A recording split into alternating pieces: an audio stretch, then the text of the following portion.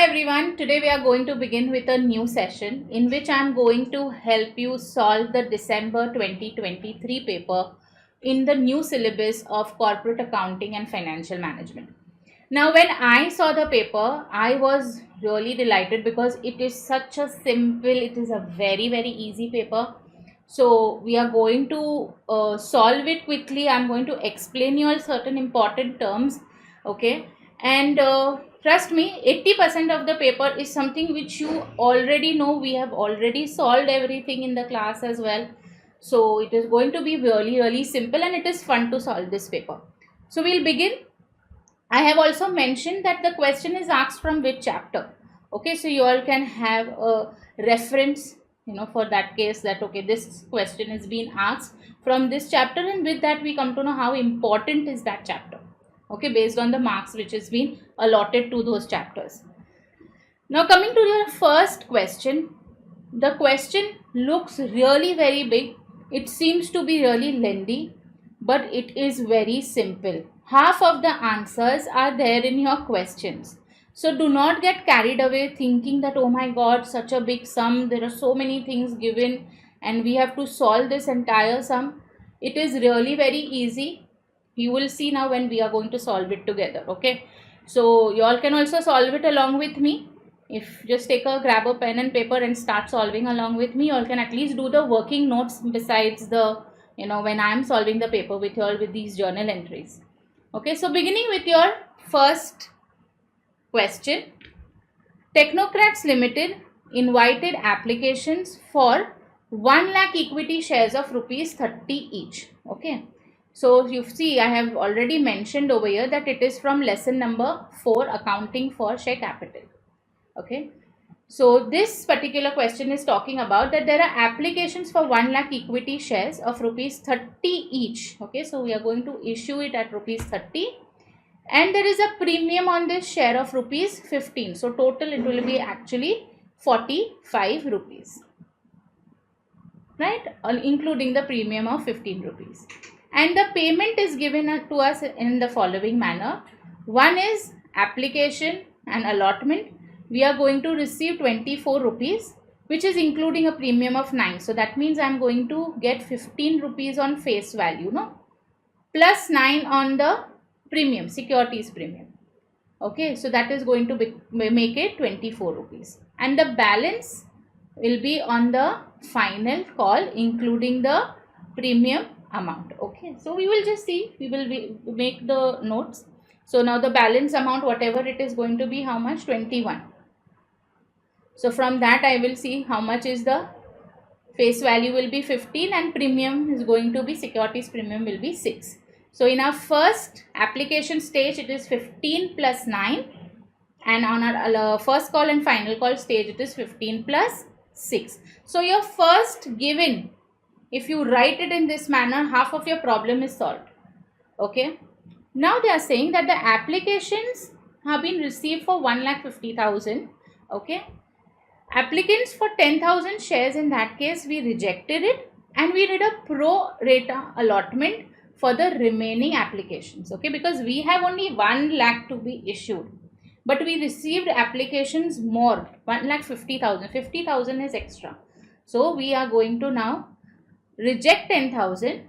Okay, and the 40,000 we are going to adjust. Alright, now how? We are going to adjust in the following manner. We have made two categories, A and B.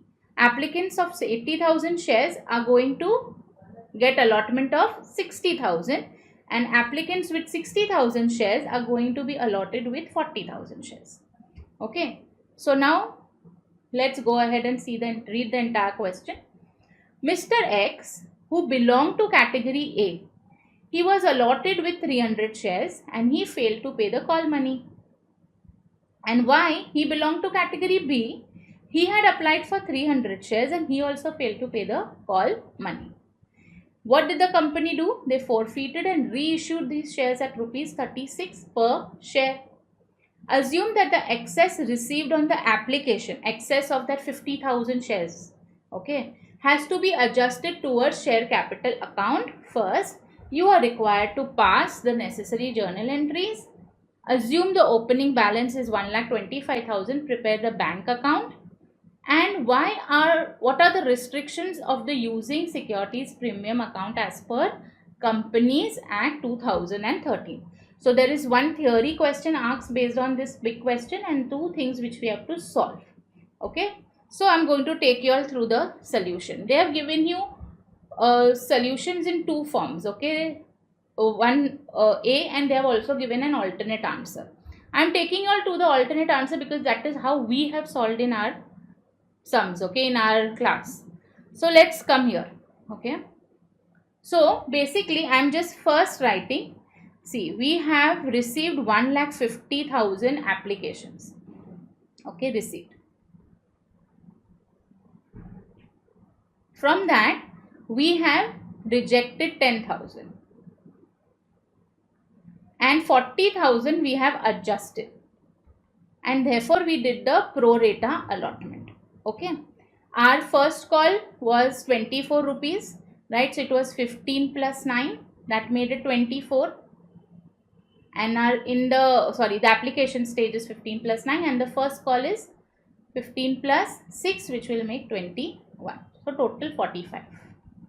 Okay, so 30 is the face value plus securities premium, which is 15 rupees, that makes it 45. So this is written. Okay, when you write this, half of the problem is solved. Let's begin with the application stage. Okay, so first, receipt in application. So in the case of receipt, the journal entry we know is bank account debit to share application and allotment account. In bank, I have received 1,50,000 applications. Okay, 1,50,000 into 24. Got it?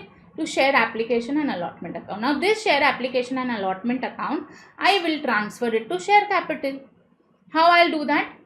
Share application and allotment account debit 1,50,000 to 24. In share capital, I will be doing it only for 1 lakh because this is what I have to. I can allot only 1 lakh. I am adjusting 40 and 10,000 I am refunding. So 10,000 into face value. Share capital is always at face value. Securities premium, again 1 lakh. Securities premium I have taken 9 rupees.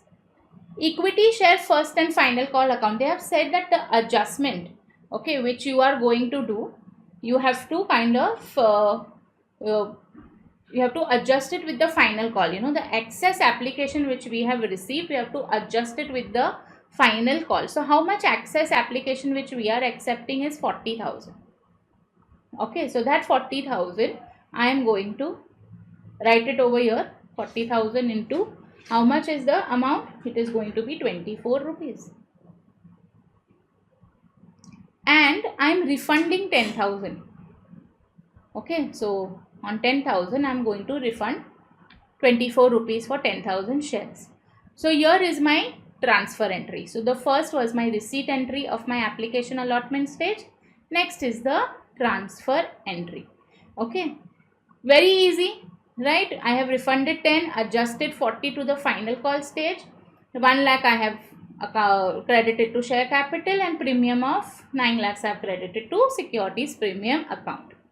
Moving on to the next stage, which is the first and the final. We have got only 2 stages. We don't have application allotment, first call, final call. We have only 2 stages. So now again coming to the next stage, which is first and final call. Okay, so the transfer entry will come here first. Now how much am I going to do the allotment of course 1 lakh. This is what I can do. And what is the amount? 21. In that case, share capital I will transfer how much? 1 lakh into 15. I am showing you all the workings, even you all can write it down. And for securities premium it will be 6 rupees. Right? Okay, now when the receipt took place of this final call stage, there was a calls in arrears. Okay, there were 2 people, Mr. X and Y, who failed to pay my first and final call money. So I will have to now record their calls in arrears. Okay, so let's understand how I will solve this calls in arrears. Okay, so there is category A and there is category B. Okay, Mr. X belongs to category A and Mr. Y belongs to category B. In category A, they are saying application to allotment ratio they have given. That if in case you have applied for 80,000, we are going to allot only 60,000 shares. So basically my ratio boils down to how much? It is 4:3. So if in case you have applied for 4 shares, you will receive only 3. They have mentioned to me that Mr. X was allotted 300 shares. So how much he has applied for, we can find out by cross multiplication. So he has applied for 400 shares. Similarly, in category B where Mr. Y is there, there is application to allotment ratio pro rata. Okay.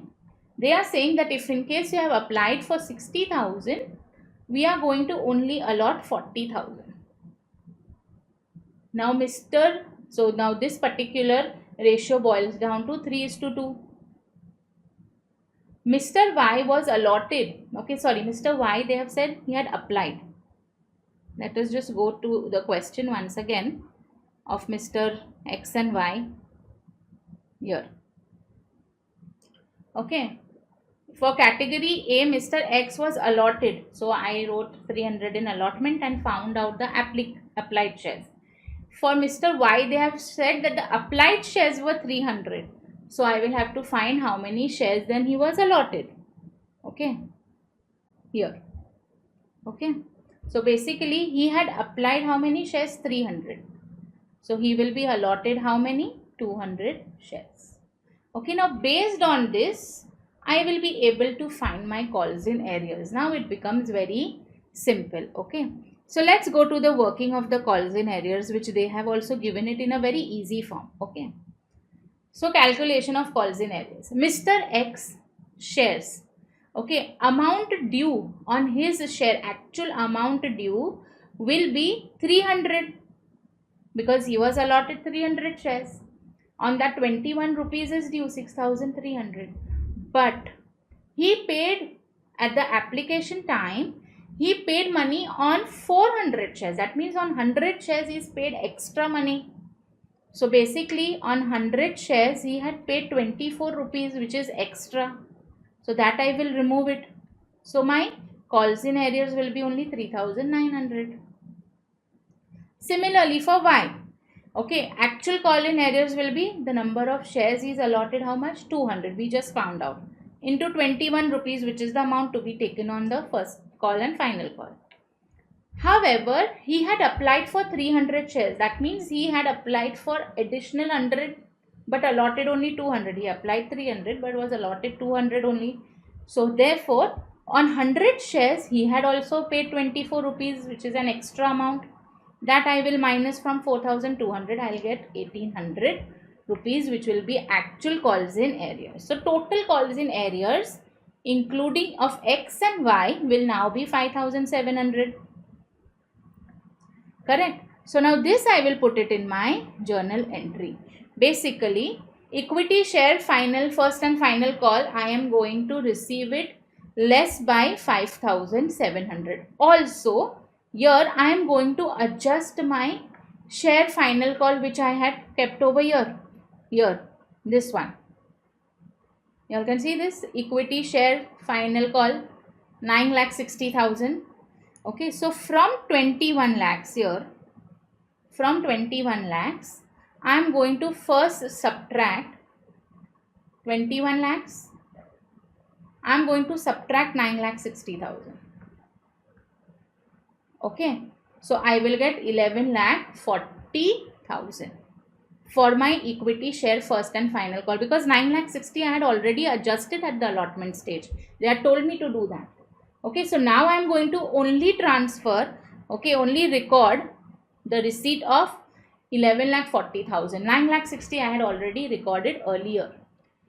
And since there are Colson areas of 5,700, in my bank I will get balance amount 11,34,300. Okay, understood? Now they have forfeited these shares. So how many shares are total forfeited? 500, 300 of X and 200 of Mr. Y. So total 500 shares forfeited. Okay. What they did not pay is the amount. Okay. So 500 on the share value, face value is 30 rupees. Securities premium which they have paid. So securities premium paid will be 6 rupees. Sorry, unpaid. Unpaid securities premium. Calls in arrears we have already calculated.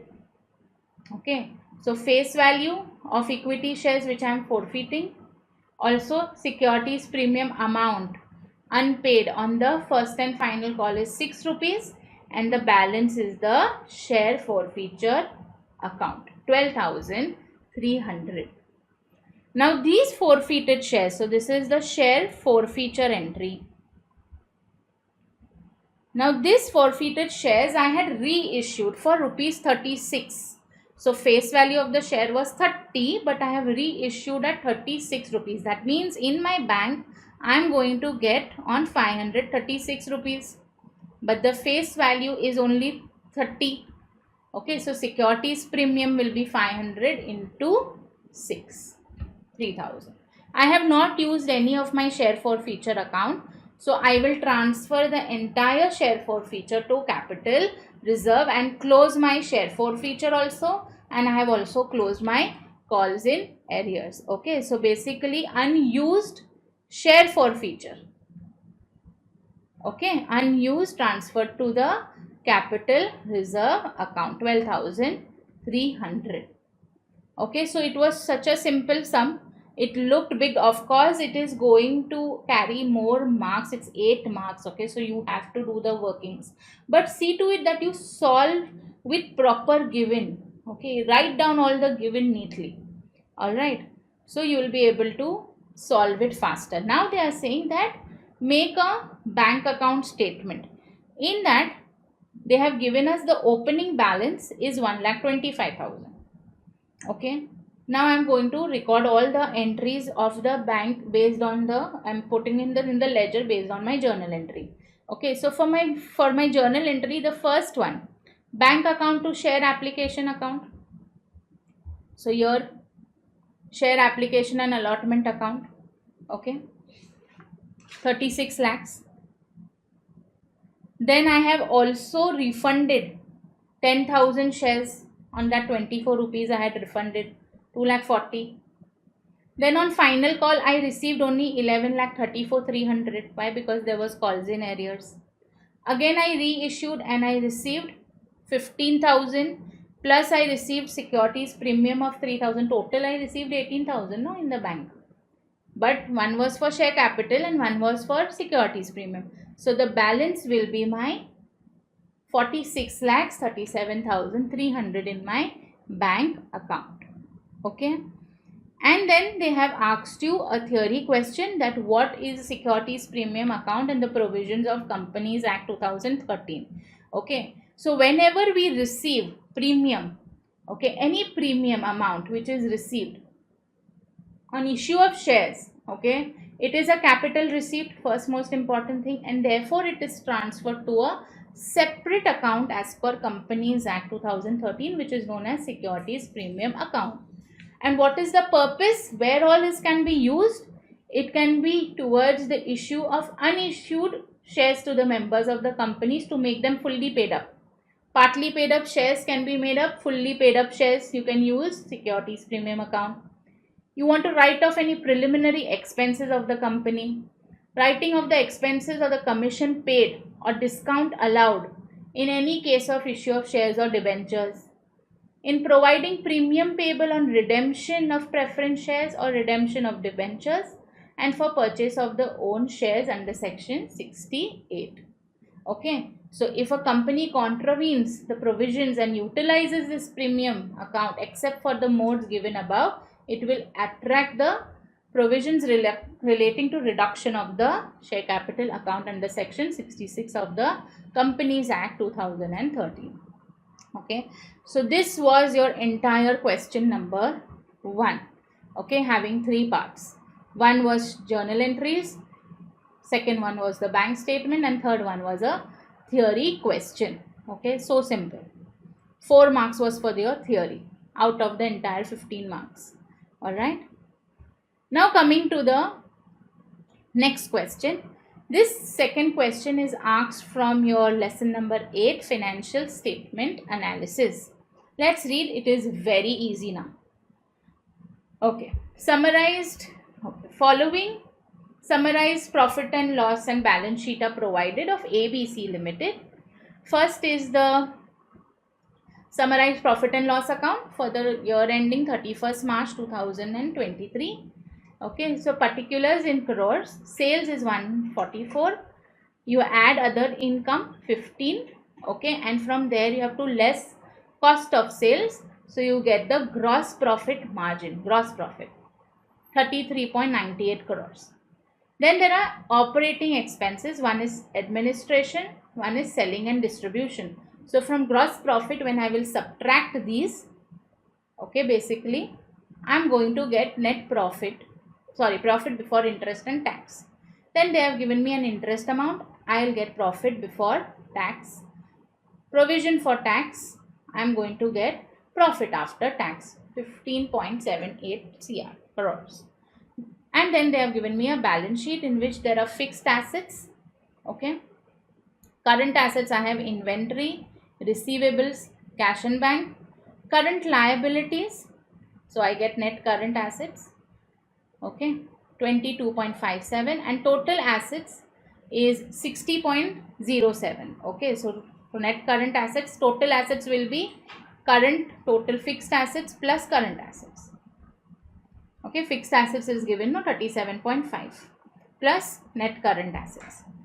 Equity and liability, share capital, reserves and surplus, long-term debt, total again 60.07. We are supposed to find the following ratios: current ratio, liquid ratio, gross profit margin ratio, net profit margin ratio, return on equity, everything 5 marks. Okay, so that means each formula is going to give you 1 mark, and it is so very easy. Everything is given to you. Okay, you just have to solve. So let's go to the solution here. Okay, basically what is our formula for current ratio? Current assets upon current liabilities. Okay, so first what we are going to do is we are going to basically write all the ratios here in the question only. Okay, here current ratio, current assets divided by current liabilities. Liquid ratio, current assets minus stock upon current liabilities. Gross profit margin, gross profit upon sales into 100. Net profit margin, net profit upon sales into 100.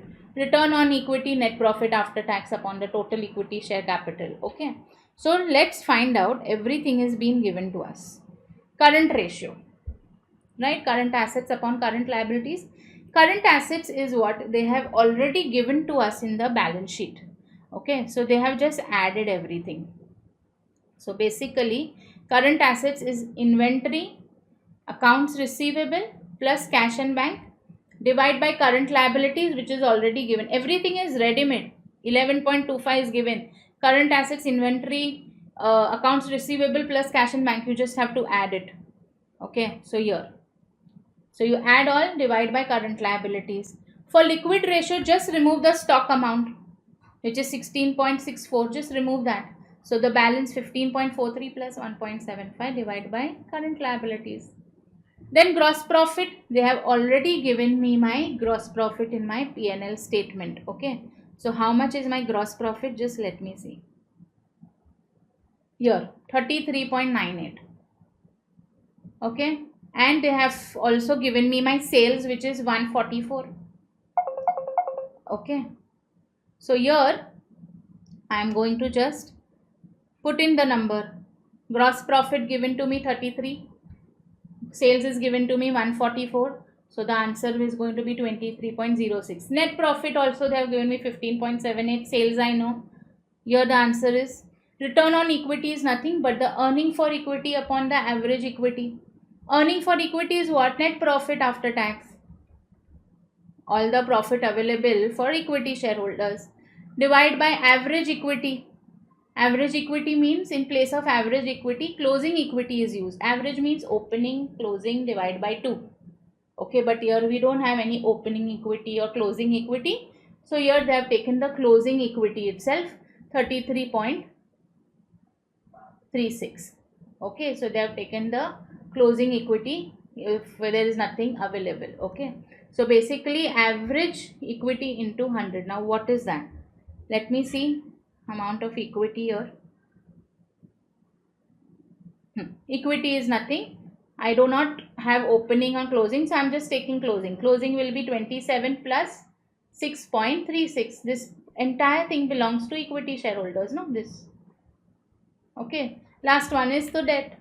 So here I am done with this second question. Easy. Okay. Return on equity also. Correct? Now let's solve question number 2b. The following balances appeared in the books of the company as on 1st of April 2022. Okay, sinking fund. They have maintained a sinking fund for the redemption of debentures, which is 5,50,000. They have done investment of those sinking fund. Value is 3,44,325 and 7% debentures is 10 lakhs. In order to redeem these debentures, the company sold the sinking fund investment and realized 3,45,000. You are required to pass the journal entry for accounting treatment of profit and loss on the sale of sinking fund investment. So simple. Okay. Basically, I sold it at 3,45,000. My cost is 3,44,325. So if I will solve this, okay. Let's go to the solution only. It's so easy.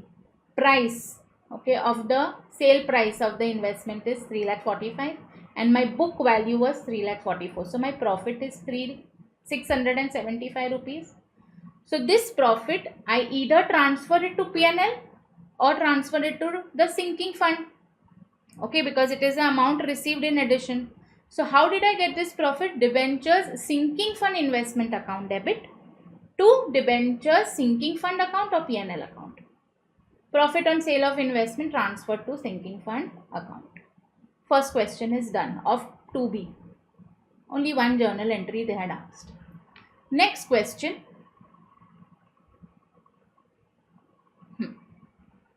Out of 10 lakhs, rupees 10 lakhs, 6% debentures were outstanding. Out of rupees 10 lakhs, 6% debentures outstanding on 1st of April 2022 is rupees 5 lakhs. Okay, so that means 1 lakh they have already redeemed it. Debentures were redeemed on 31st of October 2022. The balance of debenture sinking fund on 1st of April 2022 is rupees 10 lakhs. Interest paid on the debenture is always on 31st March 2022. Okay. So, they are asking how will you deal with the balance of debenture sinking fund account at the time of its redemption? You are required to pass the necessary journal entry for this regards. And what will be the amount of interest paid on the debentures at the time of the redemption? Okay, so everything is given over here. Out of 10 lakhs, 5 lakhs is outstanding. 4 lakhs they must have redeemed it. Okay, so on 1st of April, 5 lakhs is outstanding. They are going to redeem them on 31st of October. Okay, so first they are telling that this redemption has already taken place. How are you going to pass the journal entry? And the balance, okay, the balance of debenture sinking fund account is also was rupees 10 lakhs. Interest is paid. Now interest treatment also they want us to solve. So basically on 31st October I have redeemed 5 lakh debentures. So I am going to pass the following journal entry. One is debenture sinking fund account debit to general reserve. Amount transferred to the on redemption of debenture. This will be my one journal entry. I am redeeming 5 lakhs. So I am going to redeem it from my sinking fund.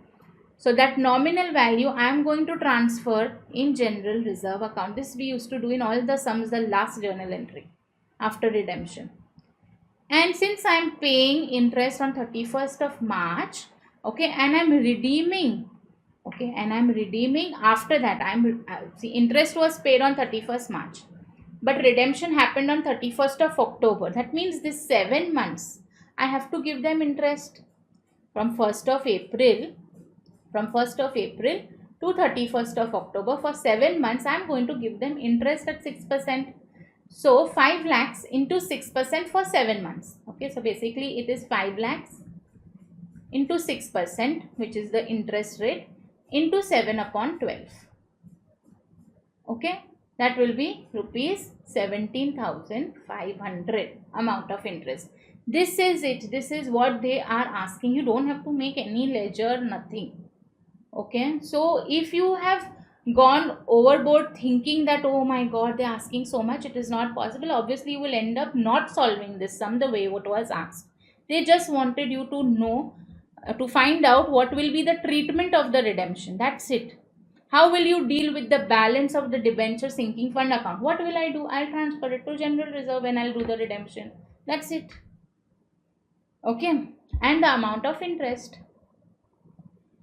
Now moving to the part C. Okay, this is again from your financial statement analysis. Okay, now they have given me sales, then they have given me my operating cost, earning before interest and tax. Okay, then from there they have less my interest, I get earnings before tax.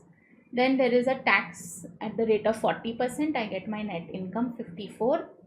There is a dividend given of 21.6, I get my retained earnings at 32.4 crore. Okay, amount is in crores.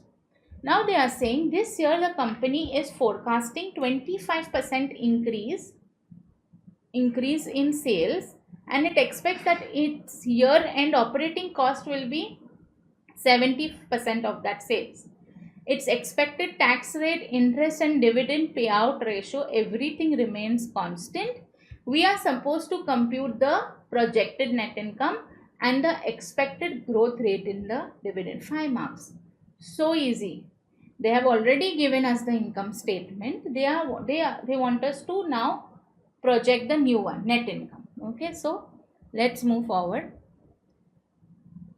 Okay, amount in crores particulars. They are saying that the sales are going to rise by 25%. So initially the sales was 600 plus 25 is going to give me 750, right? And operating cost will be 70% of that sales. So 70% of 750, 525. My EBIT will be 225. Interest is going to remain constant. They told me that. So 40 only, which is given in the question I have mentioned here. So my EBIT is 185. Tax rate is also going to remain constant, not tax amount, rate. So 40% of 185, 74, correct? So my net income is going to be 111, okay, 111 crores. Dividend rate is also going to stay constant. Now I need to find out the rate of dividend. How will I come to know the rate of dividend? Dividend payout ratio is dividend upon the net income. So in my question, my dividend was given was 21.6 over my income of 54. So that gave me 40%. That same 40% I am going to use now. 40% but of 111. That is going to give me 44.40. So my retained earnings is going to be 66.60. Okay. Now they are saying that this net income, we have already arrived with the projected net income. Now they are asking me the rate of growth in the dividend. Initially, I gave 21.6 crores of interest over the net income of 54. Okay, the dividend payout ratio was 40%. Now I want to know the new dividend payout ratio. So the expected rate growth in the dividend will be the new amount of dividend. How much I gave now? 44.40. Okay. What I had given last year, divide by the base. Okay, the difference, divide by the base into 100. So my dividend growth rate is how much? 105.55%. Expected growth rate in the dividend. Obviously, I had given only 21.6 CR of dividend. But with this projected net income, I am giving 44.4 CR. Okay, over my net income of 111, I am giving 44.4 CR as dividend. Okay, so my ratio, the expected growth rate in the dividend is 105.55%. Okay, clear? Now I'm moving to question number 3. Question number 3, it is starting with lesson number 6, related aspects of company accounts, wherein lot of importance is given to underwriting. Okay, very easy sum they have given for underwriting. They have given 4 underwriters for XYZ Limited incorporated on 1st of April 2023. They issued a prospectus and invited applications for 5 lakh equity shares of rupees 10 each. The entire issue is underwritten, okay, by K, B, D and M. Okay, as follows. K took up 2 lakhs, 1 lakh 50 by B, 1 lakh by D and 50,000 shares by M. The applications were received of 4 lakh 50,000 shares only, out of which the marked applications were as follows. Marking with K was 2 lakh 20, for B 90, for D 1 lakh 10 and M was 10,000. I have to find the liability of the individual underwriters. Now one important thing is that the whole issue was underwritten 5 lakhs. Okay, but I received application for 4 lakh 50. Correct? Now from that 4 lakh 50, they have given me all this marked applications. Applications received were 4 lakh 50 shares, out of which marked were as follows. So if I total this marked, okay, 2 lakh 20 plus 90, 1 lakh 10 plus 10, I'll get 4 lakh 30. Okay, total received was 4 lakh 50. But when I'm adding the marked, I am getting 4 lakh 30. Okay, that means 20,000 is unmarked. Unmarked applications we divided in their gross ratio, gross liability ratio. Correct? So I can come to know my gross liability ratio also with the help of the number of shares underwritten. 20 is to 15 is to 10 is to 5. Okay. So here I am just going to solve the sum quickly. There are 4 underwriters K, B, D and M. Their gross liability, how will I come to know it, is 20. They have 2 lakhs, 1 lakh 50, 1 lakh and 5. So the ratio is 4 is to 3 is to 2 is to 1, their gross liability ratio.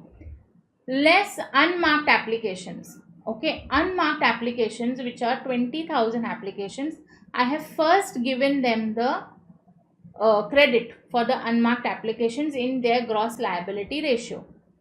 Okay, so this 20,000 we have divided in 4 is to 3 is to 2 is to 1.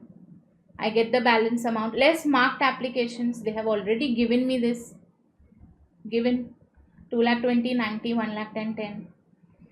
Liability of K is going negative, B is 54, D is going again negative and M is 38. So the liability which is going negative, I can give the credit of those underwriters to the balance underwriters. So how much is the K? 28,000 plus 14,000, that will give you 42,000. Okay, 28.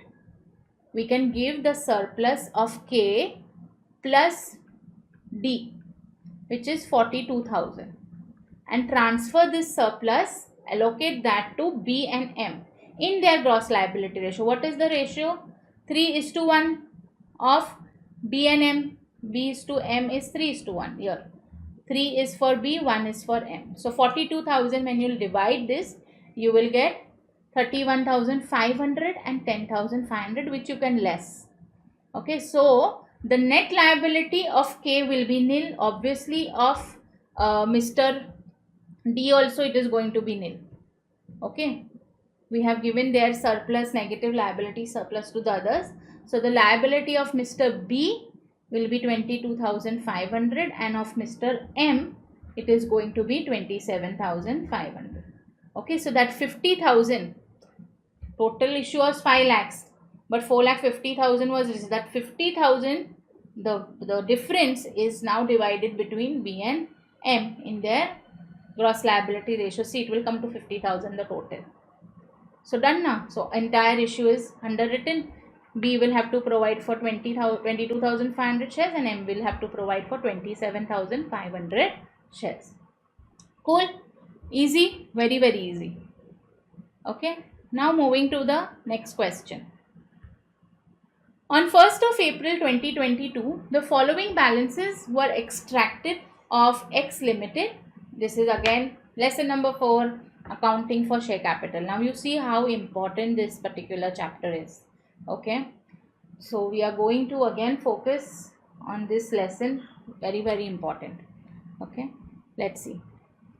5 marks is again from here.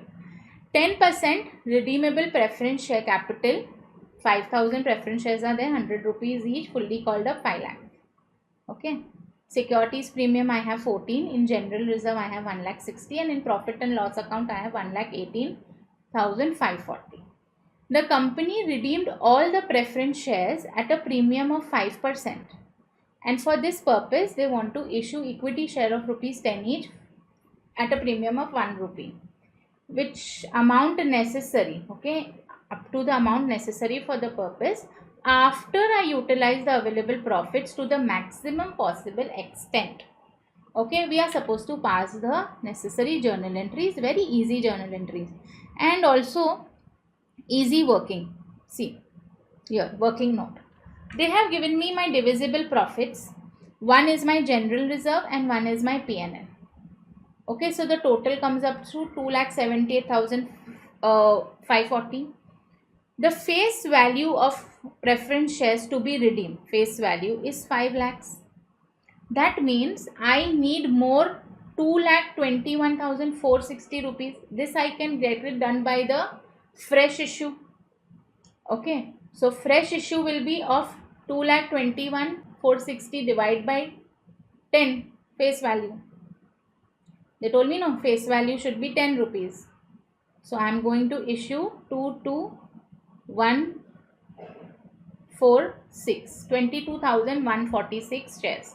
Okay, on that I am going to take 1 rupee premium. So I am going to get rupees 22,146 as a premium amount. So total securities premium will now become 14,000 plus 22,146. 14,000 is in the balance sheet. With the help of new issue, I am going to get 22,146. This amount is enough for me to give premium on redemption. Redemption premium is 5%. So 5 lakhs into 5%, 5 lakhs into 5% is going to be 25,000. So I have enough amount. Okay. So based on this, I will say I will issue 22,146 new shares. Okay, so what will be the journal entry? First, I am doing the fresh issue. So bank account debit, I am going to get on 22,146 shares, I am going to get 11 rupees. To equity share capital, 22,146 into 10 and 22,146 into 1. Okay, equity share capital always at the face value, right? I am going to use my securities premium account for premium payable on the redemption of shares. Okay, I have got enough money because I already had 14, and now with the help of the fresh issue also I am going to get amount. So premium on redemption, securities premium account debit to premium on redemption. Okay, this is 5% on 5 lakhs, right? 5 lakhs. I have used my entire general reserve. I have used my entire profit and loss account. I am going to transfer that to capital redemption reserve account, CRR. Okay, and now the last entry is the payment. 10% redeemable preference shares account debit, premium on redemption account debit to preference shareholders, preference shareholders account debit to bank. Done.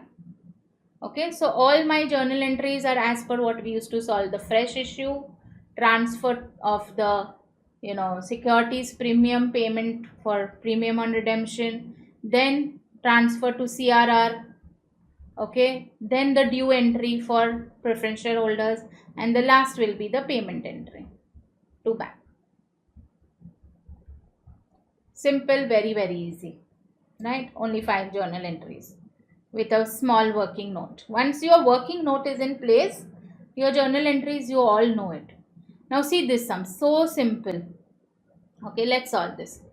There is a summarized balance sheet of ABC as on 31st March 2023. We have asset side freehold property, stock, trade receivables, cash and bank balance.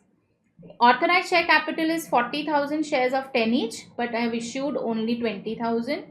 Securities premium, statement of P&L, 12% debentures, trade payables. In the AGM, they resolved that issue 1 bonus shares for every 4 shares held. Now, how many shares are there? 20,000 shares are there. Okay, issue 1 bonus for every 4 shares held. Okay, so it is going to be basically 20,000 divided by 4. Bonus shares will be how much? 5,000 shares. Value of the share is 10 rupees. So I will basically need 50,000 rupees to do this bonus. And I have to repay the debentures at a premium of 3%. 1,20,000 into 3% premium. Right? So that will come up to 3,600 premium. I have money in the securities premium account. I have to record the above transaction, okay, in the books of ABC. Let's see. First, for issue of bonus, I can use my securities premium account. I can also use my P&L account. Whatever you want to use, it is going to be correct. If you are using more of your P&L account, that is also correct here. It is given. Okay, if you are using more P&L, that is 90. In securities premium, it is 30,000. Okay, if you want, you can use entire securities premium account first, because this is bonus. You can use it. Okay, and then balance of 20, take it from P&L. You can do vice versa also. Okay, but general trend is, okay, since it is bonus, we are using securities premium account. Yes, you can also keep that securities premium for bonus to premium to be given on redemption of debentures to the extent of 3,600, or else you can remove this 3,600 from P&L also. Not an issue. Okay. So here they are using the entire securities premium account first, 30,000, and balance 20 they took it from P&L to make it 50 to bonus to shareholders. Now this bonus, recording of the transaction to the transfer of share capital. Okay, so bonus to shareholders to equity share capital account. Next is I have to redeem the debentures, 12% debentures account, premium payable at 3% to debenture holders. Total is 1,23,600. And this premium I have removed it from P&L account. Okay, debenture holders to bank. Okay, payment enter. Done. Easy. Okay, so this solving of this type of papers, okay, past exam papers, makes our concept more clear. And of course, we also understand how important a given chapter can be. Okay, now let's solve question number 4. Here you have choice. Okay, you either solve 4 or 4A. Now entire 4A is theory. Okay, so even if you are saying that I will not do the theory, don't do that. Okay, you should know your theory. Your theory is nothing but what you are solving. So I do not understand certain times why a person will not do a theory. Theory is something based on what all concepts we are doing while solving a given sum. Okay, and such simple theory they have asked. Okay, from the theoretical chapters which are there in our syllabus. Okay, first 1-2 lessons here and there. Let's solve question number 4 first. Consolidation of accounts. Now they have used lesson number 7. Okay, question number 4. On 31st March 2023, H Limited has 20,000 shares out of 25,000 in the equity shares of S Limited. So basically the holding, okay, is of 80% total holding. Okay, so holding company is 80 and basically 20% will become minority interest. Now they have not acquired this 80% in one go. They have acquired some on first day of April, okay, then in October, then in January, and then that is why by end of 31st March it becomes 80%. Now on 31st of March 2022, okay, the balance sheet, now they're talking about all the opening. The balance sheet of X Limited exhibited equity share capital of 2,50,000, 10 rupees share, okay, and reserve and surplus was 1,25,000. And during this year 22-23, they had earned a net profit of 50,000 that was distributed evenly throughout the year. Amount on reserves and surplus was 1,75,000 on 31st of March. Okay. Ascertain the parent company's profits in S Limited as on the date of acquisition of these shares. Okay, so we cannot solve this sum in one go. We have to do it as per the date given. So let's start with 1st of April 2022 where they acquired 25% stake in S Limited. Okay, so now here they have calculated and they have given it in such a nice manner, very simply. Okay, in a simple form. Now calculation of H Limited in profits of S Limited on date of acquisition. On 1st of April, okay, their reserves and surplus stood at 1,25,000. Here, they have already given to us. Let us just go through it once again. Amount of reserves and surplus on 1st of April, because 31st of March, that means closing will become the opening. It was 1,25,000 and during the year profit was 50,000. Okay, during the year. In that current year, the profit then was earned was 50,000, but opening they started with 1,25,000 in reserves and surplus, and closing of reserves and surplus was 1,75,000, right? So I will also start with 1,25,000. Now on that day, on 1st of April, H Limited acquired only 25% of the 20,000 shares which now they have. H Limited has how many shares? 20,000 shares total now. Okay, so they acquired only 25% on 1st April. So they acquired how much? 5%. 5,000. That means it is 20% only. Out of 80%, right now acquisition has happened only of 20%. How I got 20%? 5,000 shares divided by number of shares which S Limited has. So 20% of acquisition has happened. Okay, so what will be the share of H in that reserves and surplus? Only to the extent of 20%. 1,25,000 into 20%, that is rupees 25,000. Okay, clear here? Okay, only this much, because that only reserves and surplus H Limited is going to get a share to the extent of 20% only. Then on 1st of October, there is going to be more. On 1st of October, there is a reserves and surplus of 1st of April 1,25,000. But there is also a profit they have earned during the year which is 50,000 and it is evenly distributed. That means for 1st of this 50,000 profit and acquisition date is 1st October. That means from April till September 6 months. So 50,000 will be divided into pre and post. 1:1 ratio. So it will be 25,000, 25,000. So 25,000 of profit and 1,25,000 of reserves and surplus. So total will be 1,50,000. But how much will be H Limited shares? H Limited shares will be shares freshly acquired by H Limited. Okay, 37.5% they have told me. So out of that 20,000 which they have now, 37.5% means 7,500 shares. So what will be my proportionate of freshly acquired shares in H Limited will be 7,500 divided by 25,000. That is going to give me 30%. Okay, first it was 20. Okay, now it is 30. So total acquisition as on 1st October is going to be 50%. So with the help of this 50%, 1,50,000 which I just got here. Okay, 1,25,000 plus 25, 1,50,000 into 50%, that will be my H Limited share. Right? Same thing now on 1st of January. 1st of January again reserves and surplus 1,25,000. Profit for the year is 50. So for the first 9 months, April till December, first 9 months, January 1st is the date. So April till December 9 months, so 50,000 into 9 months, it will be going to be it is 50,000, but it is going to be 37,500.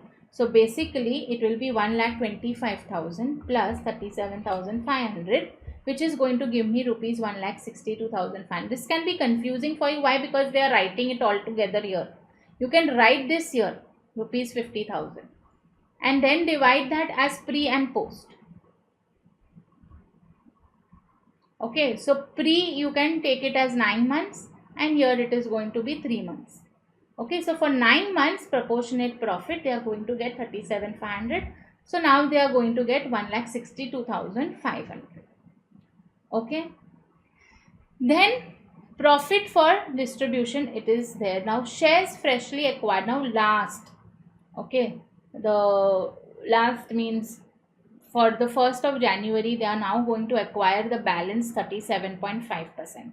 So now from that total 20,000 shares which H Limited has, from that I am going to first find out how much is 37.5, that is 7,500. Again 7,500 ratio comes to 30%. So originally 50 plus on 1st January again another 30, that makes it 80. It has to come 80 because 20,000 out of 25,000 is 80%. Okay, so now the share of H Limited share is going to be 1,62,500 into 80%, that is 1,30,000. So simple. It is easy. It is just that it is a little new as to why, because the date of acquisitions are differing. Okay, but you really don't need to get into the ledgers and solving. It is, you have to just find. And yes, you all might have a question that where did this reserves and surplus go? On 31st March 1,75,000. I have nothing to do with that. I have nothing to do with the amount of reserves and surplus on 31st March. Why? Because I have already acquired now on 1st of Jan 80%. That is later on now. Okay, acquisition has already happened now, finish to the extent of 80%. Right? So for that they are just given it for us to confuse. Okay, so that is it. Now coming to the next question, again it is from consolidation. Okay, so basically total 10 marks of consolidation is there. From the following details, we have to calculate the value of goodwill or capital reserve, whatever it is, and also of minority interest that will reflect in the balance sheet of 31st March 2023. Okay, so they have given me a summarized balance sheet. Share capital of H and S 10 lakhs 4 lakhs, profit and loss 6 lakhs 4 lakhs, general reserves, liabilities, sundry assets, and 3,000 shares in S Limited. Okay, so out of 4 lakhs, that means 4,000 shares. Out of 4,000 shares, 3,000 is with H. Okay, so it is 75% of holding. Balance sheet of S Limited as on 31st of March exhibited a profit of 1 lakh and general reserve was 60,000.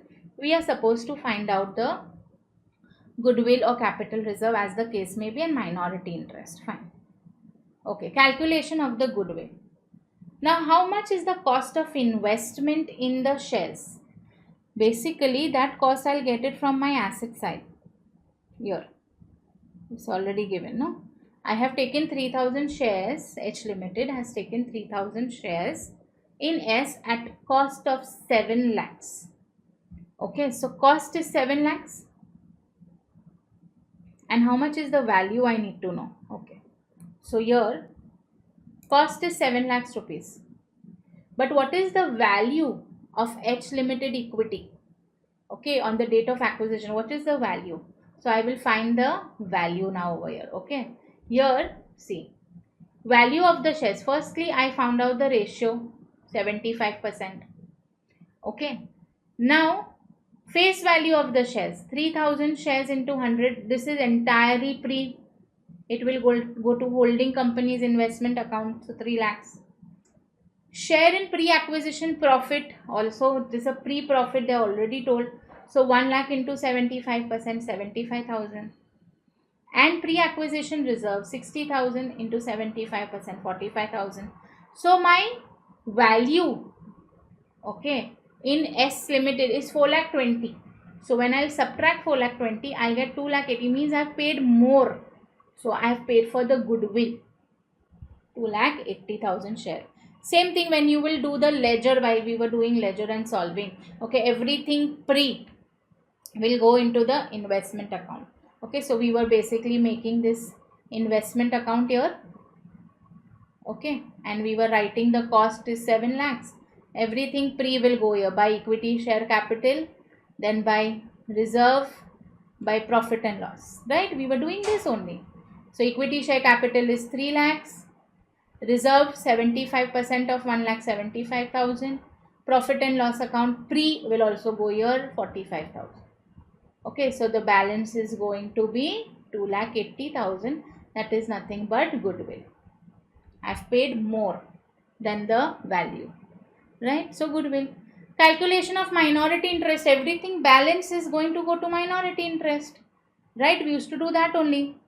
Pre in investment and holding company share, we used to put in investment account or in P&L depending on pre and post, and rest everything was going in minority interest. So in minority interest, 1000 shares balance 100 rupees, 1 lakh. 1 lakh plus 60,000, the general reserve plus PNL is 1 lakh 60, that 25%. And there will be a share in the post acquisition profit also, no?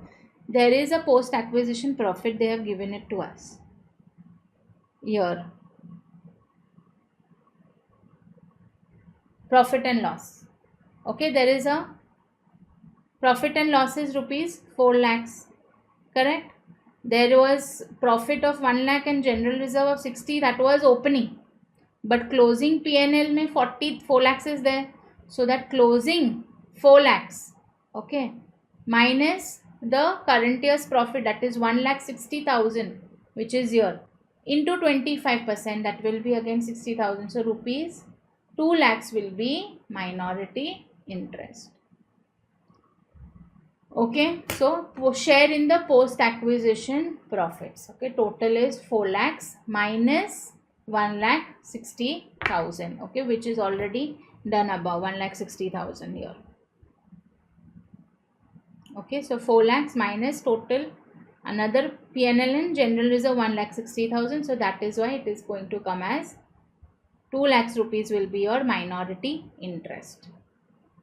Okay. Clear here? Share in the post acquisition profit, one entry of 75% will go in P&L account for the H Limited, and here the minority interest is going to get their share. Okay, clear? So now let's move to the next question, that is question number 4C, cash flow statement. Okay, so now this is also for 5 marks and it is a very easy, it is a direct method.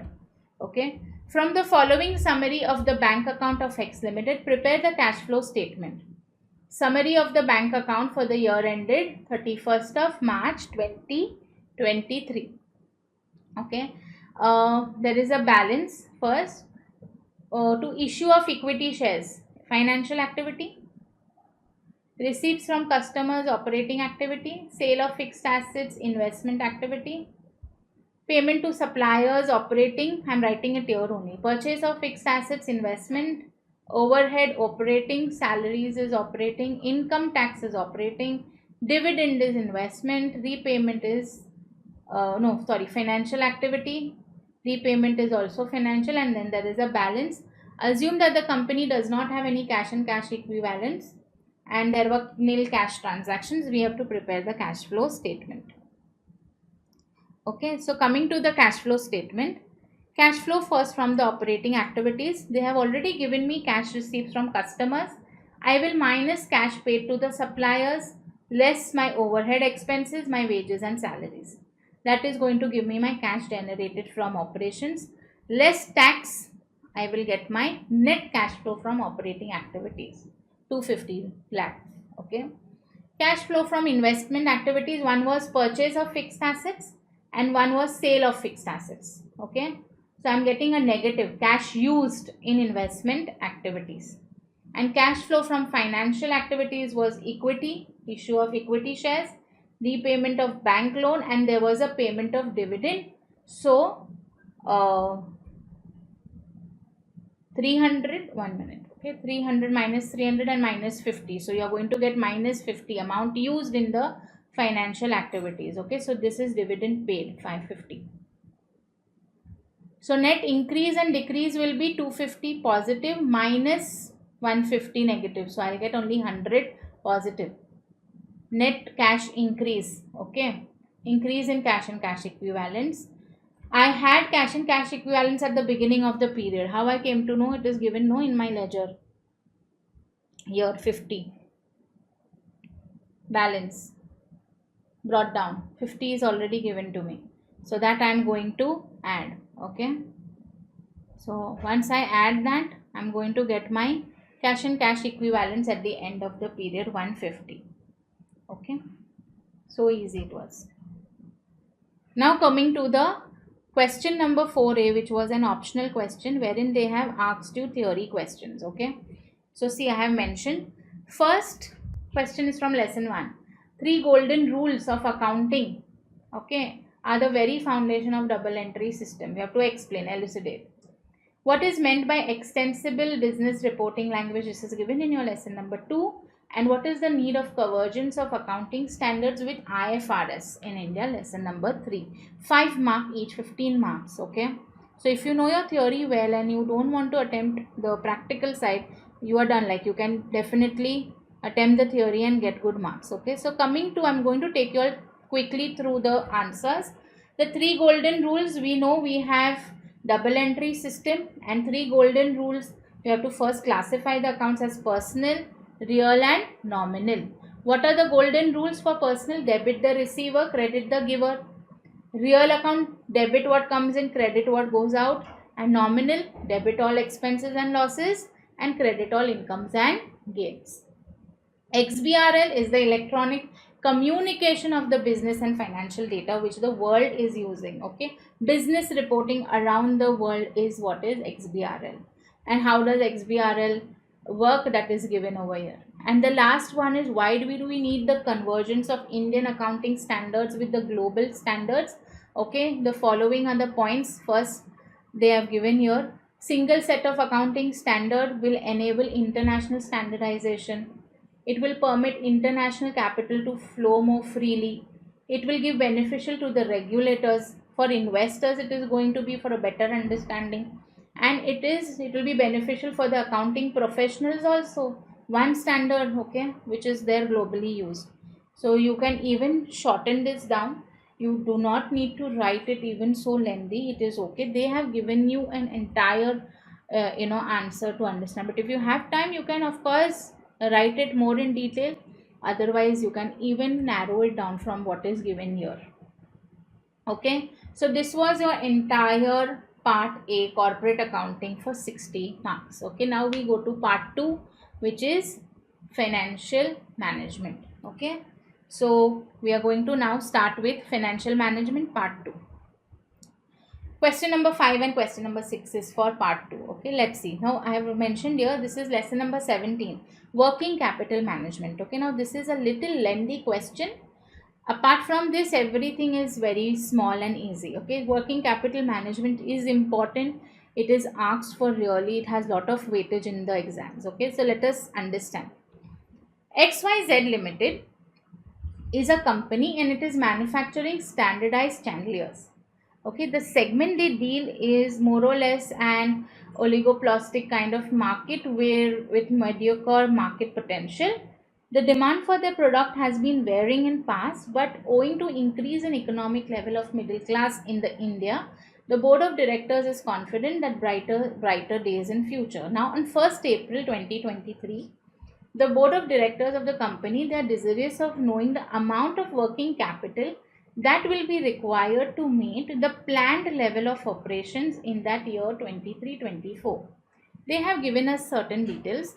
They have equity share capital of 2 crores. Debentures they have of 50 lakhs and fixed assets on 1st April 23 they have 1.25 crore. Production and sales, they are saying they are expected to average at 500 units per month. So basically, if I am doing it per month, so that is going to be 6,000 units a year. Okay. Now, during the previous year, the ratio of cost to selling price, which are also likely to be maintained in the current year as well, they are going to be as follows. So let us see what are these ratios and how are we going to solve it. Okay. Come. Okay. They are saying raw materials is going to be 60%. Okay. So sales, 60% of sales. Direct wages 10% of sales. Overheads is going to be 20% of sales. So basically, if I have to solve it here, only 60% of 6,000, right? So 6,000 units are going to be there. So 60% of 6,000 into 60%. Okay, so 3,600 units. But I can directly take it on the price. So let me not just get into this. I will see what is the price, selling price, and directly we can then solve. Now there is a following additional information which has been provided in this regards. Okay, they are saying raw materials and components are expected to remain in the store for an average period of 2 months before being used to assembly and the production. So basically they are saying this is about all raw materials, how much they are going to remain in the store before they start processing it. Okay, each unit of product is going to stay in process for 15 days. So like basically the work in progress is 15 days time they are going to take, okay, from raw materials to finished goods. And then once finished goods are made, they are supposed to stay in the warehouse for a period of 1 month before they are dispatched to the customers. Suppliers of raw material, they are giving us a credit of 1.5 months. So creditors, 80% of the sales are on credit. We are doing 80% on credit and we are giving customers an period of 2 months. But average credit collection period is 75 days. I'm giving 60 days, but when I'm seeing average collection period is coming to 75 days. On average, overhead of 2 weeks remain outstanding. Selling price they have given me 5,000. Work in progress, cost involves 100% of material and 50% of labor and overheads. Okay. Sundry debtors are to be valued at cash cost. Entire overhead cost is assumed to be a cash cost. 1 year is equal to 360 days or 52 weeks. Okay, what are we supposed to do? Prepare an estimate of working capital required by the company and add 10% of contingency to that figure. Prepare P&L, forecasted and forecasted balance sheet. Okay, so now first I'm starting with my estimated working capital by XYZ. Working capital is nothing but current assets minus current liabilities. Okay, now current assets, there are 3 things. In inventory, I will have raw materials in inventory. I'll have my work in progress also in my inventory and finished goods also in my inventory. Okay, these are the 3 important inventories which are going to be there. I know that I'm going to produce 6,000 units yearly. Why? Because I'm producing 500 per month into 12. I'm going to produce 6,000 units yearly. And the price of per unit is rupees 5,000 per unit. Selling price. Rupees 5,000 per unit. Now for working capital, they are saying you have to take raw material. Okay, here. Raw materials are, okay. Raw materials, where it went? Okay, yeah. Raw materials are supposed to remain in the store for an average period of 2 months before they are put into assembly. Okay. So basically I have to take 2 months. Okay. And 100% of material. Work in progress, we have 100% of material and 50% of labor and this. But for raw material, I am saying I am supposed to take 6,000 units into, I have to do 2 into 12. Why? Because they are staying in the warehouse for 2 months, right? And how much is the raw materials? I have to take with the ratio of sales only 60%. Okay, so 5,000 into 60% will give me 3,000 here. Selling price to the cost ratio they have given me, no? So here 5,000 is my selling price into 60%. 5,000 into 10% for direct wages and 5,000 into 20% for overheads. So this is going to be 3000, this is going to be 1000, and this is going to be, no sorry, this is going to be 500, right? 500, and this is going to be 1000. Okay, so this ratio is there. Based on this ratio I am now solving this. Okay, so raw materials is for 2 months. So 6000 into 3000 into 2 into 12, 30 lakhs. For work in progress, they are saying take 100% of material and take only 50% of labor and 50% of overheads. So I just solved here, no? So here labor wages is 500, I have to take overheads and labor only 50% for work in progress. Okay, work in progress is for 15 days here. 50% of labor and overheads. So 15 divided by 360, I will do 6000 units into what will be my price, 3000 plus 250 plus 500, because 100% of raw material and 50% of labor and overheads. So I'll get 9,37,500. And finished goods are staying in the warehouse only for 1 month before they are dispatched. So finished goods I am going to take again full, the entire works cost, no, raw material, wages plus overheads. Okay, there they have not told me to take 50% or 80% or something. Okay, so the entire raw materials plus wages plus overheads, which I calculated earlier, that will give me 22,50,000. And debtors, I am doing 6000 units, 80% I am doing on credits. Okay, so 6000 into 80%, and they have told me to calculate it at cost. So at cost means I have to take the ratio like how I took for finished goods. Same thing, material plus labor plus overheads.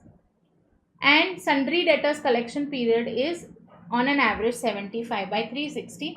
So here I'll get 45 lakhs. So total current assets is 1 crore 6,87,500. Current liabilities, the raw materials which I am taking, I am getting a credit period of 1.5 months. Okay, so how much is my raw material? 3000.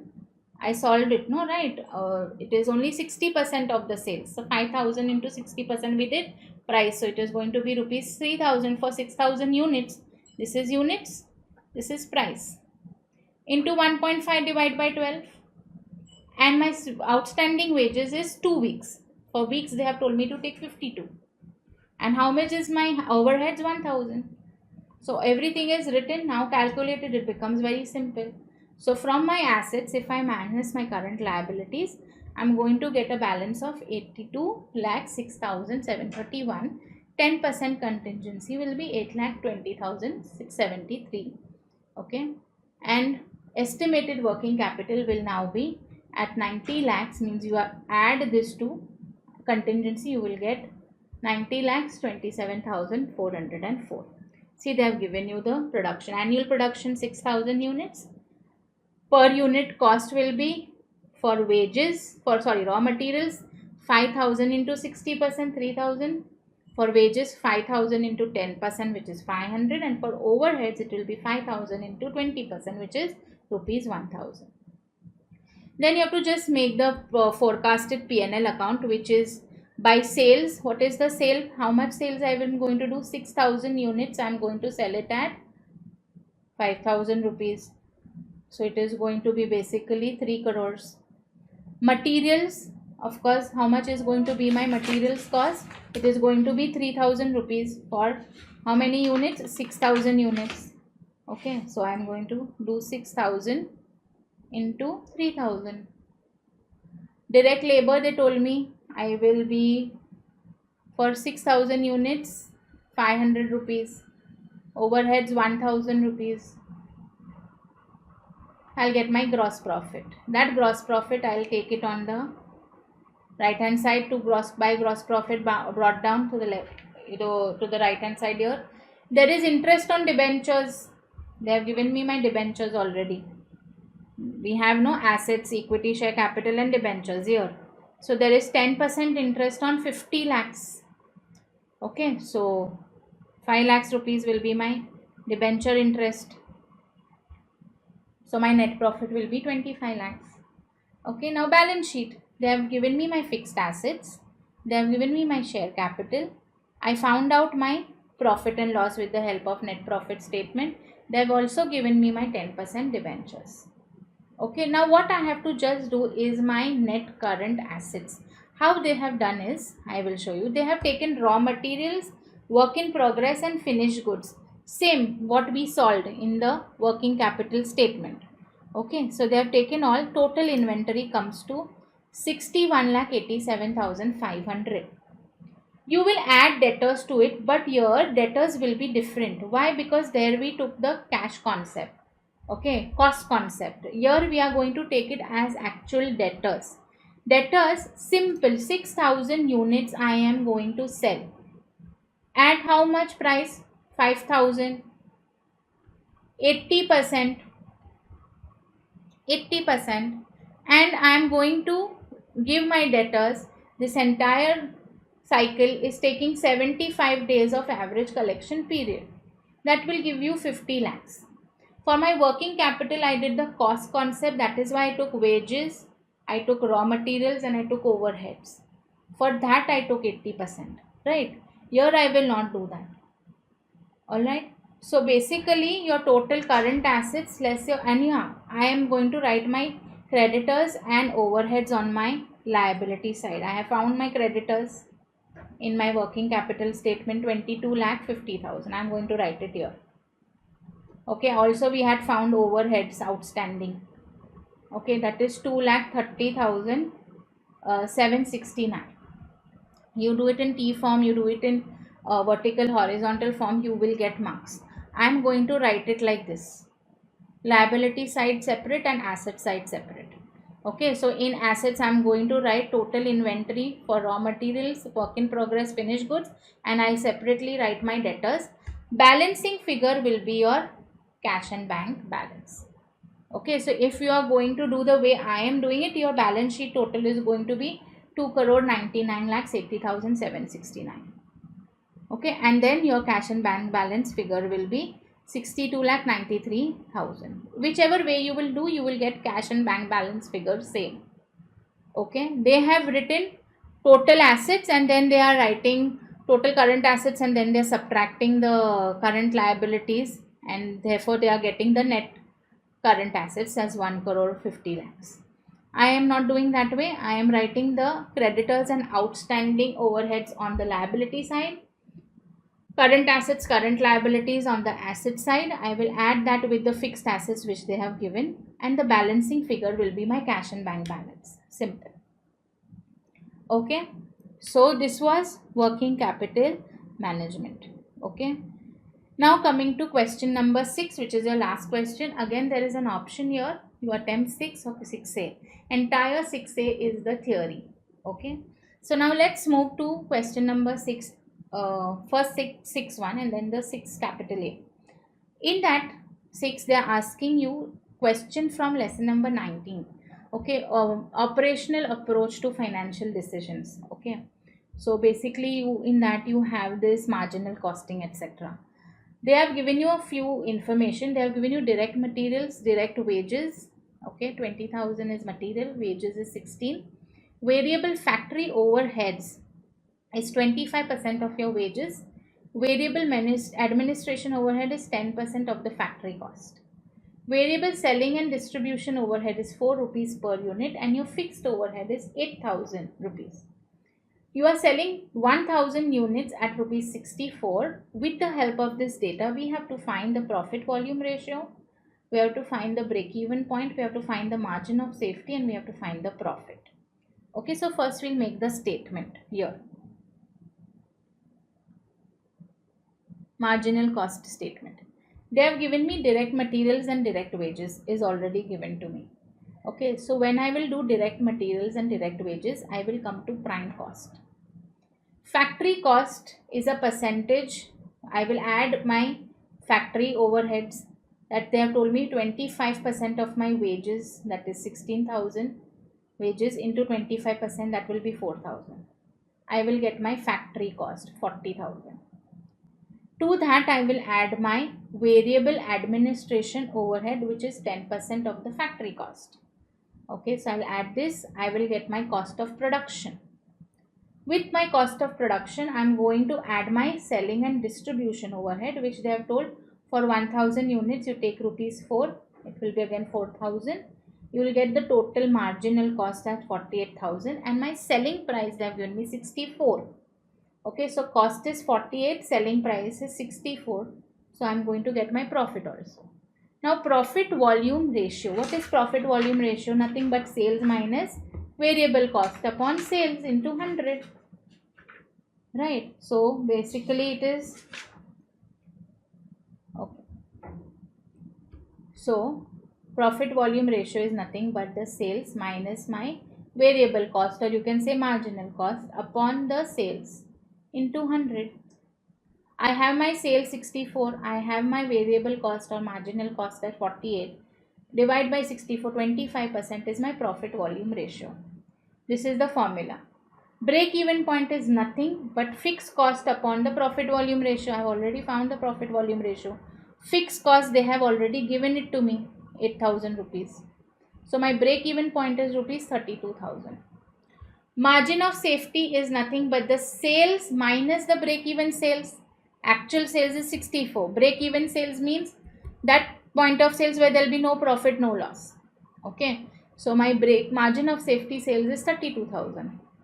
Profit is nothing but sales into the profit ratio, profit volume ratio 25%. Okay, so sales 64,000 into 25%, but I have a fixed cost given to me.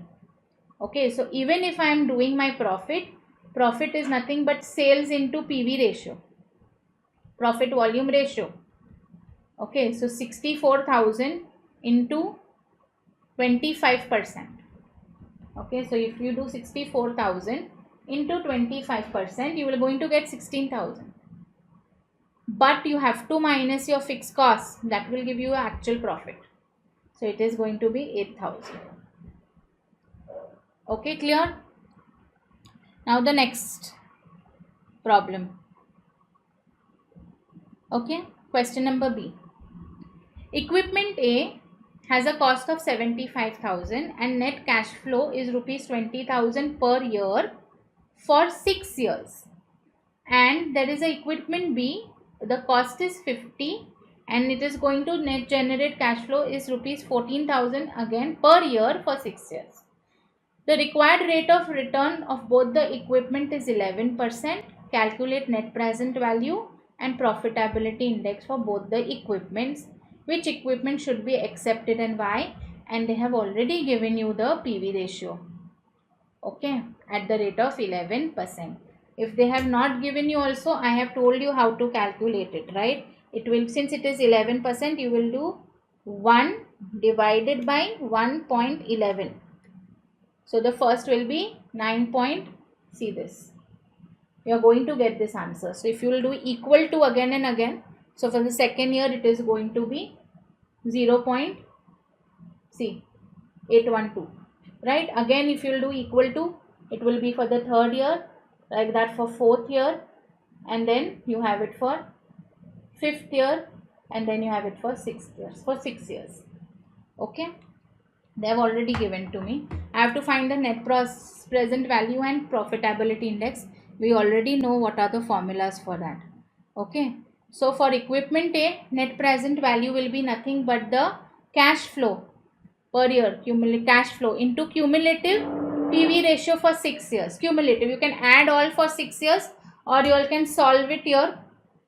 As I had shown you all earlier, you have to just do on your calci, do 1 divide by 1.11 because it is 11% equal to M plus for 6 times.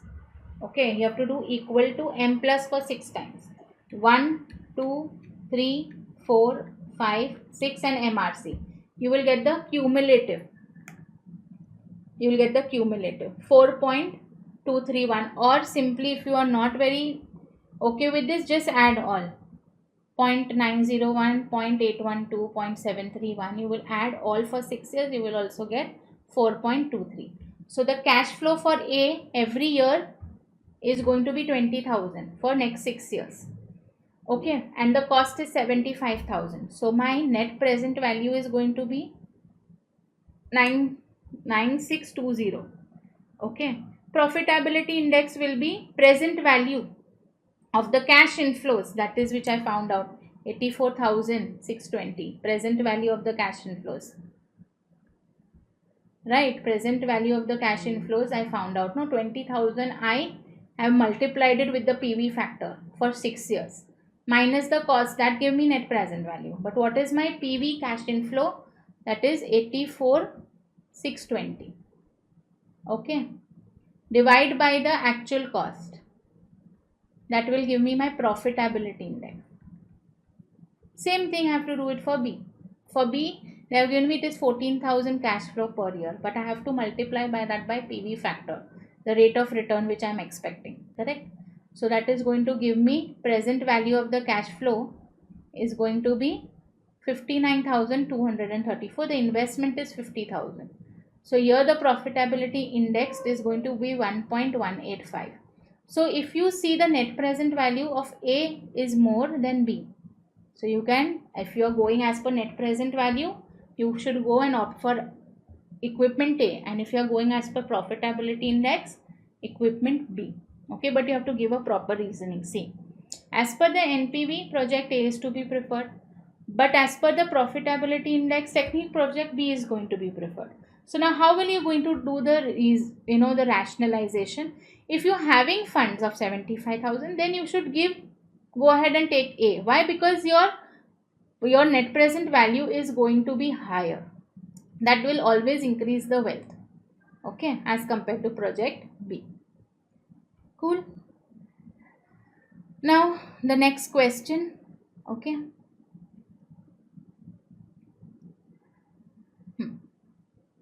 Question number C. The following is the extract from financial statements of XYZ. This is from lesson number 14, cost of capital. They have given me operating profit less interest on debentures.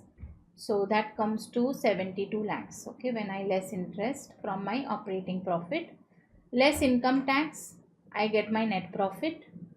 Okay, and I have equity share capital 200, reserves and surplus 100, and 15% non-convertible debentures of rupees 100 each. Okay, the market price of equity share is rupees 12, and for debenture it is 93.75. I have to calculate earning per share and cost of capital of the company for the debentures, funds and the equity. Okay,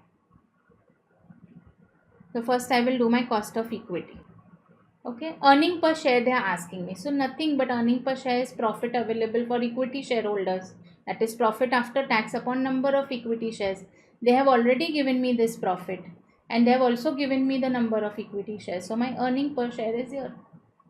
So with the help of earning per share, I can find the cost of capital, equity share capital.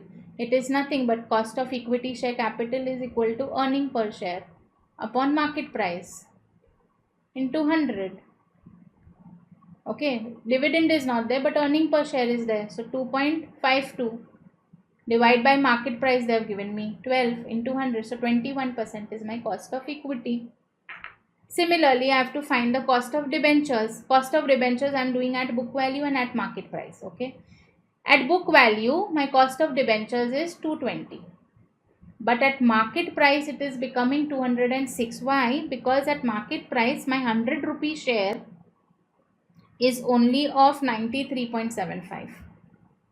Okay, so basically you do nothing, you take 220 into 93.75.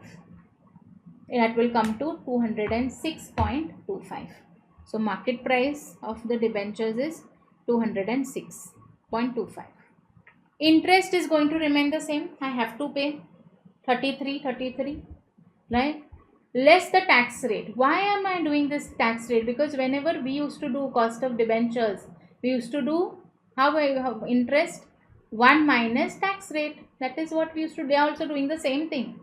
If you will do interest 33 into tax rate is how much? They have given you the tax rate 30%. So 1 minus tax rate means 1 minus 0.3 will be 0.7. So if you will do this 33 okay, into 0.7, you are going to get 23.1 directly here. Interest cost after tax, you are going to get this only. They are not doing anything different, okay. They are just doing a shortcut, less tax rate at the rate of 30%. Why? Because of this interest you are getting the tax benefit, no. So 33 into 30%, so they are doing 9.9, correct. So if you will subtract 33 minus 9.9, if you will do 23.10, or if you will directly solve this here, you will get 23.10 both places. So cost of debt will be nothing but your interest cost after tax divide by the value of the debentures into 100. Here my value is 220. Here my value is 206.25. Therefore the cost of debt will change. KD. Okay. Interest 1 minus tax rate upon the value of the debentures. Okay. Next sum. Now last, I think so, yes, of all the practical dividend decision, lesson number 16. RST Limited has a capital of rupees 10 lakh in equity share of rupees 100 each. Okay, so there are 10,000 equity shares. The shares are currently quoted also at par. The company proposes to declare a dividend at rupees 10 per share at the end of the current financial year.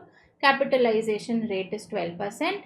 You are requested to calculate the market price of the share at the end of the year where dividend is not declared and one where dividend is declared. Lastly, they are saying assuming that the company is paying the dividend and has net profit of 5 lakhs and makes new investments of rupees 10 lakhs during that period, how many shares must be issued? Use the model. Okay.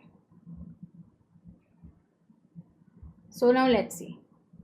Two things, once where dividend is declared and when dividend is not declared, I have to find the price of the share. Cost of equity, capitalization rate they have given 12%. Number of shares in the beginning is 10,000. Market price they are quoted at par. Net profit they have given me 5 lakhs and they are saying expected dividend 10 per share. Okay, so 10 per share means 10,000. Expected dividend rupees 10 per share and investment, this is a separate given. Investment they are saying it is going to be rupees 10 lakhs. Okay, so now computation of market price per share when no dividend is declared. So what is the cost, the price of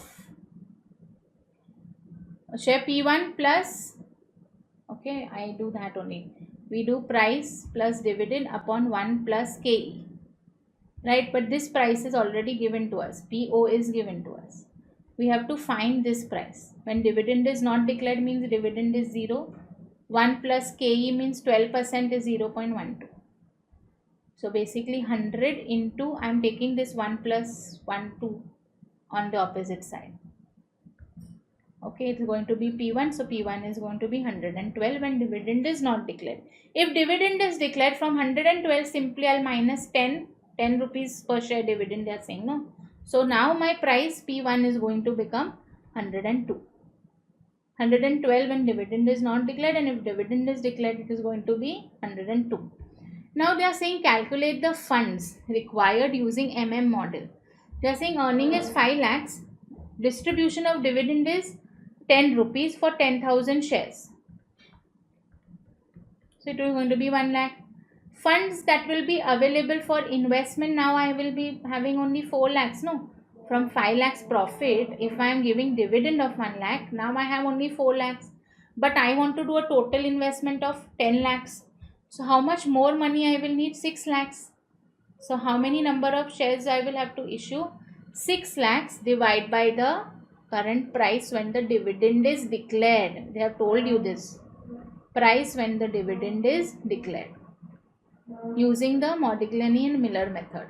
So I am going to say 6 lakhs rupees I need. What is the price per share? 102. So I will have to issue 5,883 shares. Okay, for my new investment purpose. Okay. Now the last part is your question number 6A. What do you mean by the Aron indicator? Explain Hamada equation and also calculate Hamada coefficient using the following information. Okay, Hamada coefficient, basically they're talking about beta. I'll tell you what it is. A company has a debt equity ratio of 0.65 to 1. Debt is 0.65 as per compared to 1 rupee of equity. Tax rate is 35% and unlevered beta is 0.8. Okay, so basically they're telling about that Modigliani Miller theory. Okay, levered and unlevered company. Last one is they are telling you what is do you mean by annuity due and ordinary annuity, and briefly explain the emerging roles of the financial manager. Okay, now let's understand the Aron indicator. Okay, now this Aron indicator is basically the trend in the changes. Okay, so if there is a particular trend of a product, say if I'm talking about any product, say this is specifically related to market. So say if I'm talking about a product has a trend of high sales. That same product can have a trend where there can be downfall in the sales, right? So similarly in the market there can be a trend where a particular trend there is an upflow of the trend. Right now, over some like last month the market was falling down, so there was a downtrend. Market is going up, there is going to be a uptrend.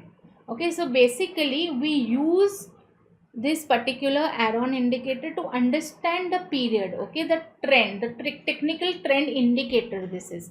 So upline will say there is an upward trend, downline will say it is a downward trend. So they use a particular period. I'll give you an example. Say we'll solve it with an example so you will be able to understand. Okay, so say if I'm telling you, the formula is very simple here. For Aron up indicator, you take the period, whatever is the period, 25 minus period since 25 period high, divide by 25 into 100, and for Aron down also it is the same thing. Okay, so now say for example, okay, now number of periods for which I am finding the trend, number of periods given to me is 20.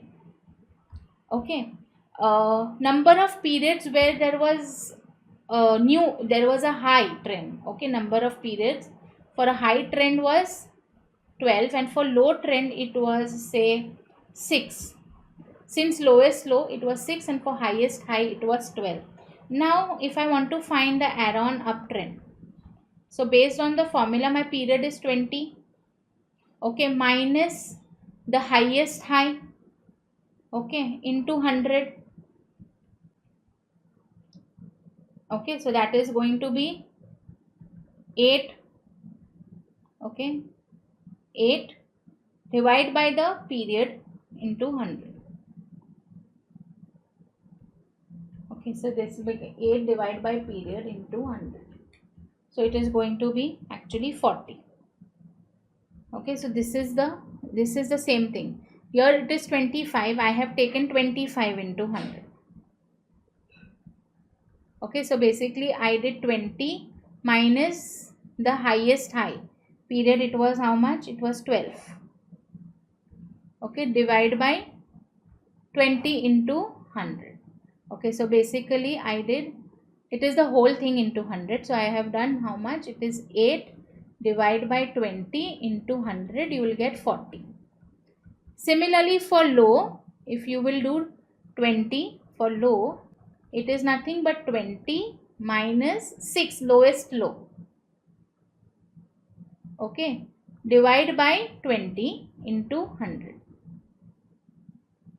Correct? So this is now just going to be simple. 20 minus 6, it is going to be 14. Divide by 20 into 100. So that is going to be 70. So Aron uptrend and downtrend. Right? So uptrend was 40 and downtrend was 70. Now we'll just read. Okay, so then we will understand more here. See, Aron indicator is a technical indicator that is used to identify the trend changes in the price of the asset as well as the strength. How much time means, to achieve 10% increase in a given time, okay, like 10% increase in the market, it took 6 weeks. But when it fall by 10%, it took only 1 day. Okay, so the strength also of the trend and what is the entire period. Okay, in the essence, indicator measures the time between when it goes really high and the time between the lows over a period. Okay, so the idea is that the strong uptrends will regularly see new highs. If it is going up every day, there will be a new high, and downtrend there will be a new low. Okay, so this is what is happening, and when it isn't. So the indicator consists of Aaron upline and Aaron downline. Okay, Aaron upline is basically shown by orange line, and downline is with a blue line. Okay, and it was developed by Tushar Chande in 1995. Okay, so this period 25, it can be 20, it is always between 0 to 100. Okay, the period is always between 0 to 100, any period, to find the highest trend and to find the lowest trend, how much that period and the strength of that period low high is there. Okay, now Hamada equation is a method of analyzing a firm's cost of capital, nothing but it is a cost of capital, and it uses additional financial leverage. So it is based on the Modigliani-Mealy theorem on capital structure. The higher the beta equation, the higher the risk. The more you taking, the more the beta, the higher the risk. Beta is nothing but the risk factor. So here we have to find the beta for a leveraged or company. So here beta of leverage will be nothing but beta of unleveraged. 1 minus 1 plus 1 minus tax rate. Okay. This whole thing we will do debt equity ratio, which is already given to us 0.65. Okay, so 0.8 beta is given to us. 1 plus, this is the formula, 1 plus 1 minus tax rate is 35. So 1 minus 0.35 into 0.65. So I'll get 1.138. Hence the leveraged beta of the leveraged company, it is going to be 1.138. For an unleveraged company, it is 0.8 only. So there is an additional leverage of 0.338. So it has higher risk also. Higher the loan, higher the risk, higher the leverage. Correct? Coming to next, annuity due versus ordinary annuity. What is the difference? First, the way the payment is received, there is a major difference in ordinary annuity and annuity due. Okay. So in ordinary annuity, it is simple. All the payments are made at the end of the period. I have done a fixed investment in, say, FD of the bank. At the end of the year, I am going to get 5%. Simple. Okay. Or I have taken a loan. I am going to pay at the end of the year 5% of interest on that loan every year. Or there is a debenture and I am going to pay interest on the debentures at 10% interest at the end of the year, 31st March every year. Okay. And annuity due is basically you get the payment at the start. Either you make the payment at the start of the period or at a given interval. Okay, so ordinary annuity payments, it will be loan repayment, mortgage, bond payment, one interest, dividend payments, which you generally make at the end of a given period. Annuity is basically at the start of a given period or at regular intervals. Okay. Present value. Present value of an annuity due will always be higher. Why? Because you are going to receive it in advance. And yeah, of course, no, because it is a result of the time value of money principle. The faster you receive today, if I'll receive 1 rupee, after 6 months that 1 rupee will have higher value. Right. So hence, if you set to make ordinary annuity payments, so ordinary payments, ordinary annuity is good when you want to make the payments. Okay, you will get a benefit because you can hold your money until the last date of the year and then you can pay. But in case you want to receive the benefits, you should use it as per annuity due. The sooner you get, the better. Correct? And the last one is the responsibility of the financial manager in today's era. Okay, financial managers, they are linked to goal of ensuring what important thing is liquidity and also profitability, and they also manage our risk. Okay, when the financial manager is involved in management of asset, he is performing the role of decision maker. Okay, and his duties are forecasting cash flow, raising of funds, managing outflow of internal funds, cost control, pricing, profit forecasting, measuring required return, managing assets, managing funds. Okay, so this is it with your entire paper for December 2023. If you have just seen it, it is solved. It is really easy. It just requires you have to have a balanced state of mind, read the questions properly.